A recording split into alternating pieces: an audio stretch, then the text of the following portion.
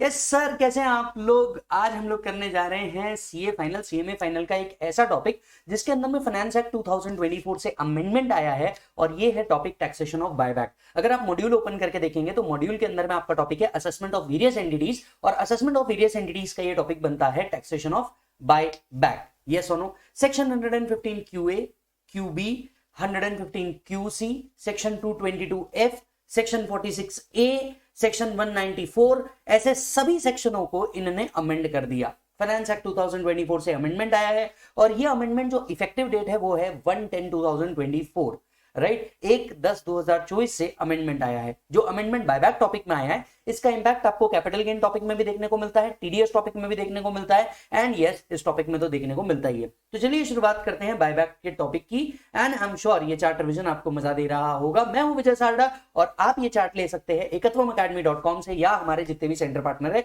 वहां से। I am sure आपने अभी तक के या तो रेगुलर लेक्चर या फास्ट ट्रैक लेक्चर बाय कर लिया होगा और आप वो भी कंटिन्यू कर रहे होंगे। अगर नहीं किया तो वो बहुत अच्छे लेक्चर है जिसके अंदर में हम लोग ऑडियो रिवीजन, चार्ट रिवीजन सब कुछ एक साथ कंप्लीट करके दे रहे हैं, तो आप देखना मत भूलिएगा। चलिए चालू करते हैं। टैक्सेशन ऑफ बायबैक है ना।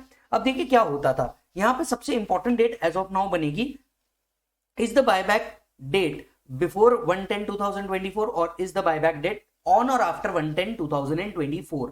ठीक है, चलिए देखते हैं बायबैक का क्या इंपैक्ट होता था prior to 1/10/2024। whenever a domestic company used to do buyback, company was liable to pay the tax at the rate of 20% plus 12% mandatory surcharge plus 4% HEC, and that's why the effective rate of tax a company used to pay on the buyback was 23.296%। yes, तो ये 23.296% किस तरीके से आया था?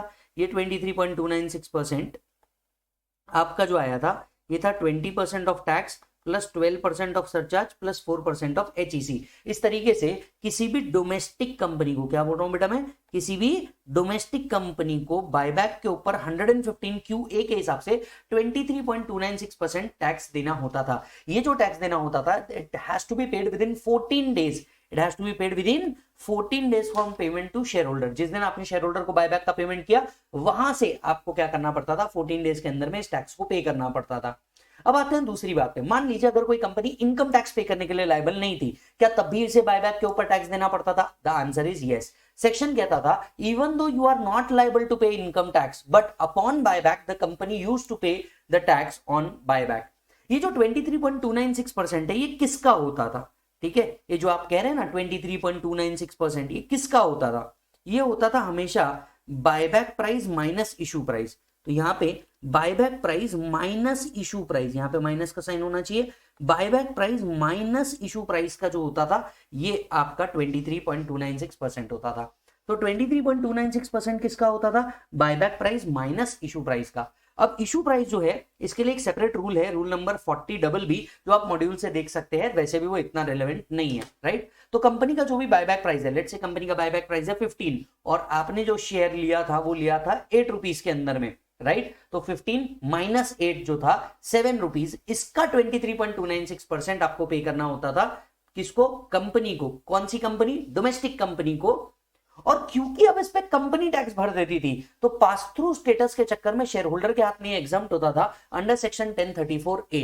Because company used to pay the tax तो pass through status में share holder के हाथ में क्या हो जाता था? Exempt. So what was the liability of share holder?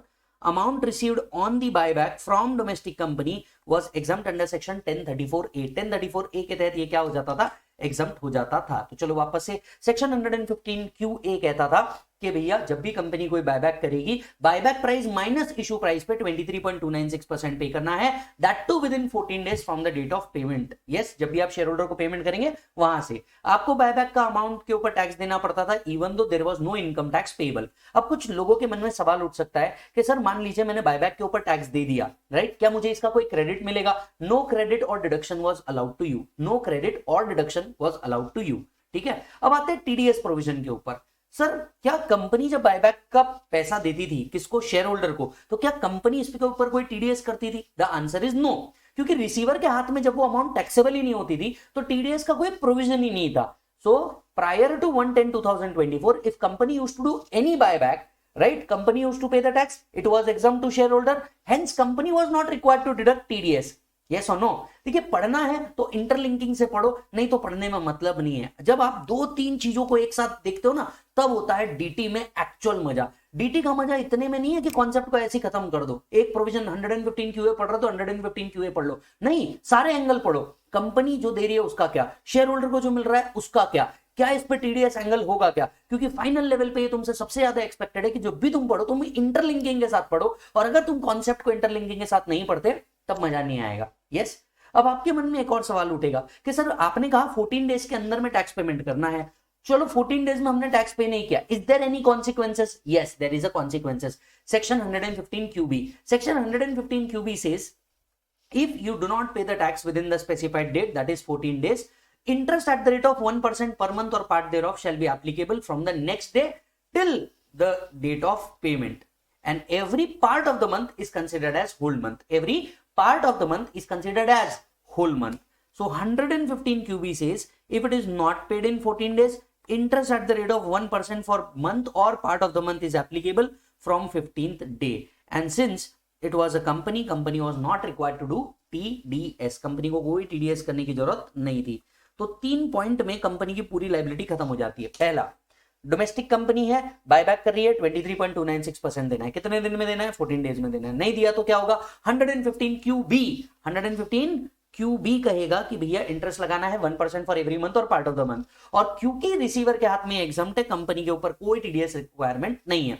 What about share holder? Share holder के हाथ में बायबैक पे जो अमाउंट मिल रही थी, just because company paid the tax, share holder के हाथ में वो क्या नहीं थी? टैक्सेबल नहीं थी, एग्जम्प्ट हुआ करती थी।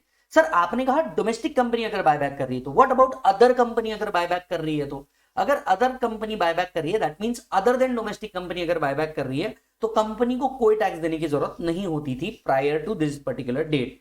सो यहां पे लिखिए, if buyback is by other than domestic company, there was no tax treatment. Company के हाथ में कोई टैक्स ट्रीटमेंट नहीं थी। सो अगर buyback other than domestic company करती थी तो कंपनी के हाथ में कोई टैक्स ट्रीटमेंट नहीं होता था। लेकिन उस केस में अब कंपनी ने नहीं दिया तो किसके ऊपर लायबिलिटी आ जाती थी? शेयर होल्डर पे लायबिलिटी आ जाती थी, और शेयर होल्डर के हाथ में सेक्शन 46A एप्लीकेबल होता था। Yes, amount received from other than domestic company was taxable to shareholder under section 46A। 46A में जैसे नॉर्मल कैपिटल गेन निकलता है, वैसे ही normal capital gain share holder के हाथ में निकलता था। लेकिन ऐसा तभी होता था जब बायबैक कौन करती थी? Other than domestic company. तो लेट्स से एक फॉरेन कंपनी बायबैक कर रही है, तो ऐसे केस में क्या होता था? फॉरेन कंपनी को कोई टैक्स देने की जरूरत नहीं होती थी, लेकिन शेयर होल्डर के हाथ में कैपिटल गेन आता था 46A के हिसाब से। क्लियर हो गया मालिक? चलो एक बार क्विक रिवीजन करेंगे। बायबैक हुआ, प्रायर टू 110 हुआ, domestic company other than domestic company. Domestic company अगर कर रही है 115 QA के हिसाब से टैक्स भरना है 23.296%। 23.296% किसका? Buyback price minus issue price का। Buyback price minus issue price का। क्लियर है? कितने दिन में देना है? 14। नहीं दिया तो 1% का क्या लगेगा? इंटरेस्ट। और कंपनी को टीडीएस नहीं काटना है क्योंकि शेयर होल्डर के हाथ में टैक्सेबल नहीं है। Other than domestic company buyback कर रही है, नो टैक्स ट्रीटमेंट, राइट? अगर कंपनी ने 115 QA के हिसाब से टैक्स भर दिया तो शेयर होल्डर के हाथ में एग्जाम। अगर कंपनी ने 115 QA के हिसाब से टैक्स नहीं भरा, शेयर होल्डर के हाथ में कैपिटल गेन 46A। सॉर्टेड? पक्का? चलो अब अमेंडमेंट क्या आया 1/10/2024 से। with effect from 1/10/2024, with effect from on or after 1/10/2024, ये जो कंपनी की रिस्पॉन्सिबिलिटी थी 115 QA में टैक्स भरने की और इंटरेस्ट भरने की, राइट, इसको हटा दिया गया है। That means with effect from 1/10/2024, if any company does the buyback, company is not required to pay tax. Company is not required to pay tax. And since company was not made liable to tax, it is now the shareholder with effect from 1/10/2024 who will be liable to tax. Who will be liable to tax. So with effect from 1/10/2024, the company is not liable to pay tax, right? With effect from 1/4/2024, the company is not liable to pay tax on buyback, right? तो 115 QA and QB applicable नहीं है। But अब कौन applicable है? Share holder के हाथ में tax होगा। अब सबसे पहला सवाल उठता था, शेयर होल्डर के हाथ में कौन से हेड में टैक्सेबल हो जाएगा, है ना? क्योंकि अब तक तो वो एग्जम्प्ट हुआ करता था। अब शेयर होल्डर के हाथ में वो कौन से हेड में टैक्सेबल होगा? IFOS। आईएफओएस में एक सेक्शन ऐड किया गया 222F। जी हाँ, डीम्ड डिविडेंड की प्रोविजंस ऐड की गई आईएफओएस के अंदर में और 222F ऐड किया गया। और जब भी बायबैक होल्ड होगा और शेयर होल्डर के हाथ में कोई भी अमाउंट रिसीव्ड होगा, इसे डीम्ड डिविडेंड माना जाएगा within the meaning of 222F। और क्योंकि ये डिविडेंड है, मतलब नॉर्मल स्लैब रेट में टैक्सेबल होगा किसके हाथ में? शेयर होल्डर के हाथ में। Are you getting the point? तो जितना अमाउंट बायबैक पे शेयर होल्डर को मिल रहा है, बायबैक पे जितना अमाउंट शेयर होल्डर को मिल रहा है, शेयर होल्डर के हाथ में वो डीम्ड डिविडेंड बनेगा 222F के हिसाब से। यस, फर्दर इस बायबैक की अमाउंट में से कोई डिडक्शन नहीं मिलने वाला किसको? शेयर होल्डर को। इस बायबैक की अमाउंट से कोई डिडक्शन नहीं मिलने वाला किसको? शेयर होल्डर को। तो पूरा आईएफओएस में जाएगा, 222F के तहत टैक्सेबल होगा, नॉर्मल रेट पे टैक्स होगा, लेकिन इसमें से कोई डिडक्शन मिलने वाला नहीं है। अब आपके मन में एक प्राइमरी क्वेश्चन जरूर आना चाहिए कि सर अज्यूम कीजिए मैंने 10 रुपए के 10 शेयर लिए थे, बराबर है, मेरी कॉस्ट कितनी हो गई? 100। ठीक है, मैंने 10 रुपए के 10 शेयर लिए थे, मेरी कॉस्ट कितनी हो गई? 100। अज्यूम कीजिए बायबैक हुआ 500 में आफ्टर 110/2024।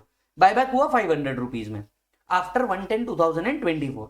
अब आप कह रहे हैं एज पर द अमेंडमेंट ये 500 रुपीज पूरे आईएफओएस होंगे। यस, सेक्शन 222F में यस, ये पूरे 500 रुपए क्या बन जाएंगे? डीम्ड डिविडेंड बन जाएंगे with in the meaning of 222F। अब आपके मन में दूसरा सवाल आया, आप बोल रहे हो सर इसमें से कोई डिडक्शन भी नहीं देंगे, व्हाट अबाउट दैट 100 रुपीज जो मैंने शेयर पे लगाए थे? भैया मेरे भी तो 100 रुपीज इस शेयर पे लगे थे, उसका क्या? ये जो 100 रुपीज आपके शेयर के ऊपर लगे थे, इसे आप कैपिटल लॉस ट्रीट कर सकते हैं और इसे सेट ऑफ करवा सकते हैं। Yes, the law has been amended to provide that कि आपको जितना अमाउंट बायबैक पे मिल रहा है इसे पूरा का पूरा आप आईएफओएस डीम्ड डिविडेंड मान लो और इसमें से कोई डिडक्शन नहीं मिलेगा। बट आपने इन शेयर्स को खरीदने की जरूर कॉस्ट लगाई होगी, what about that cost? Yes, what about that cost? उस कॉस्ट को आप कैपिटल लॉस मानो और ये कैपिटल लॉस आप सेट ऑफ कर लो जैसे सेट ऑफ करते हैं। That means short term capital loss again any capital gain, when long term capital loss only against long term capital gain. Are you getting the point? आप बिल्कुल उसको उस तरीके से एडजस्ट कर सकते हो। समझ आ रही है बात? तो चलिए आइए, शेयर होल्डर के हाथ में क्या होगा? शेयर होल्डर के हाथ में अब ये टैक्स हो जाएगा नॉर्मल स्लैब रेट के ऊपर and it is taxed as deemed dividend under section 222F। तो 222F के तहत इसे क्या माना गया है? डीम्ड डिविडेंड माना गया है अब, है ना? और क्योंकि इसे डीम्ड डिविडेंड मान रहे, इसमें से कोई डिडक्शन नहीं दे रहे, कोई डिडक्शन नहीं। इनफैक्ट जो आपने 100 रुपए लगाए भी थे उसका भी डिडक्शन आपको नहीं दिया जा रहा। Are you getting the point? But what about capital invested? The capital invested shall be treated as loss to be set off and carry forward. आपको इसे सेट ऑफ करने मिल जाएगा, कैरी फॉरवर्ड करने मिल जाएगा। और क्योंकि अब इसे डीम्ड डिविडेंड माना जा रहा है, मतलब अदर देन डोमेस्टिक कंपनी भी अगर कभी बायबैक कर रही है, सेम प्रोविजन ये एप्लीकेबल होगी, जिसका मतलब ये है अब 46A एप्लीकेबल नहीं होने वाला। क्लियर है मालिक? अच्छा जी सर, अब एक सवाल उठता है, चलिए इसी को जोड़ देता हूं किसके साथ? टीडीएस के साथ। देखिए पहले कंपनी को कोई टीडीएस करने की जरूरत नहीं होती थी प्रायर टू 110/2024, बट अब क्योंकि ये शेयर होल्डर के हाथ में टैक्सेबल होने वाला है, तो क्या कंपनी पे टीडीएस की रिस्पॉन्सिबिलिटी आ गई है? यस, कंपनी पे टीडीएस की रिस्पॉन्सिबिलिटी है। जब भी कोई कंपनी टीडीएस देती है, टीडीएस का सेक्शन है सेक्शन 194। कंपनी अगर 5,000 रुपए के ऊपर डिविडेंड देती है, इस डिविडेंड के ऊपर टीडीएस करना होता है एट द रेट ऑफ 10%। अब क्योंकि शेयर होल्डर के हाथ में डीम्ड डिविडेंड माना जा रहा है, इस पे टीडीएस होगा एज पर सेक्शन 194, लेकिन डिविडेंड के ऊपर टीडीएस भी कब होगा? ऑन और आफ्टर 110/2024। लेकिन क्योंकि उसके पहले तो वो टैक्स ही नहीं था, तो आपके 194 को भी अकॉर्डिंगली अमेंड किया जाएगा। 1/10/2024 के बाद कंपनी जब भी बायबैक करेगी, कंपनी इसके ऊपर टीडीएस जरूर डिडक्ट कर लेगी। यस और नो? शेयर होल्डर के हाथ में क्या माना जाएगा? डीम्ड डिविडेंड माना जाएगा, जिसमें से कोई डिडक्शन नहीं मिलेगा। आपने जितना कैपिटल लगाया है वो लॉस आपको कैरी फॉरवर्ड करने मिल जाएगा। जो मेरा क्वेश्चन बैंक है, इसके ऊपर मैंने इसके ऊपर 2 क्वेश्चन रखे हुए हैं, आप जरूर देखिएगा। यस, 2 क्वेश्चन जरूर रखे हैं इसके ऊपर। बिफोर अमेंडमेंट का भी ट्रीटमेंट बताया है, आफ्टर अमेंडमेंट का भी ट्रीटमेंट बताया है। एंड अगर आप रेगुलर बैच या फास्ट ट्रैक बैच में होंगे, हमने इसको बहुत अच्छे से डिटेल डिस्कशन किया है कैपिटल गेन के बाद, तो आपने वो एक बार जरूर देख लेना। तो टेक्निकली क्या क्या अमेंड हुआ? 115 QA QB 1/10 के बाद एप्लीकेबल नहीं है, तो ये दोनों अमेंड हो गए। 1034A अब ये 1/10 के बाद एप्लीकेबल नहीं है, तो ये अमेंड हो गया। 222F में नई इनकम टैक्सेबल हो गई जो बायबैक के ऊपर आएगी आफ्टर 110/2024। 194 में 1/10/2024 के बाद 222F वाला पॉइंट को ऐड कर दिया गया, जिसपे टीडीएस होना चाहिए। और 46A जो पहले हुआ करता था, जहां पे शेयर होल्डर के हाथ में टैक्स लगता था, अब वो कैपिटल गेन नहीं लगेगा। कैपिटल गेन की जगह क्या लगेगा? IFOS. Are you getting the point? 46A क्या कहता था? 46A कहता था अदर देन डोमेस्टिक कंपनी अगर बायबैक करती है तो शेयर होल्डर के हाथ में टैक्सेबल। नाउ शेयर होल्डर के हाथ में कैपिटल गेन टैक्सेबल नहीं होगा, क्या टैक्सेबल होगा? IFOS में टैक्सेबल होगा, और जितना कैपिटल आपने ऑलरेडी लगाया था it will be allowed as capital loss to be carried forward. Clear है मालिक? That's it. लीजिए सर, बहुत छोटा सा टॉपिक था taxation of buyback. Finance act 2024 से इसके अंदर में अमेंडमेंट आए थे, हमने अमेंडमेंट के दोनों पार्ट डिस्कस कर लिए। आपको जो रेगुलर क्लास में मैंने क्वेश्चन कराए हैं वो एक बार देख लीजिए, कुछ फास्ट ट्रैक में जो क्वेश्चन कराए हैं वो देख लीजिए, एंड हाँ सर जो ऑडियो रिवीजन कराया है उतना सुन लेना, आपका काम खत्म हो जाएगा। तो ये था आपका चार्ट रिवीजन, टॉपिक था बायबैक। मिलूंगा आपसे अगले टॉपिक के अंदर में जिसमें और अमेंडमेंट कवर होंगे। आप इस चार्ट रिवीजन की सीरीज को जरूर देखते रहिए, जाते जाते बेल आइकॉन एंड सब्सक्राइब करके जाइएगा। Take care, bye bye bye बोलो बच्चों।